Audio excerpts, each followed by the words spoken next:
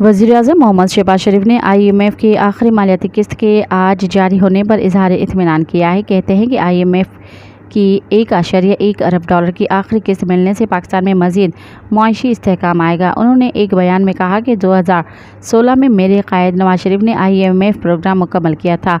ये SBA दूसरे programme है जो मुकम्मल हो रहा है। 16 माह की हुकूमत के दौरान पाकिस्तान को डिफ़ॉल्ट से बचाने में IMF से ये माहिदा अहम साबित हुआ था। पाकिस्तान के मुआशी तहफ़्फ़ुज़ के लिए तल्ख़ और मुश्किल फ़ैसले किए, लेकिन उनके समरात मुआशी इस्तेहकाम की सूरत सामने आ रहे हैं। वज़ीर-ए-आज़म शहबाज शरीफ का कहना था कि अल्लाह ताला ने मईशत को बेहतर बनाने का मौका दिया है। पूरी जान लड़ाएंगे, पाकिस्तान को मुआशी तरक्की दिलाएंगे। कर्ज लेना कामयाबी नहीं है, कामयाबी उस दिन होगी जिस दिन कर्ज से निजात पाएंगे।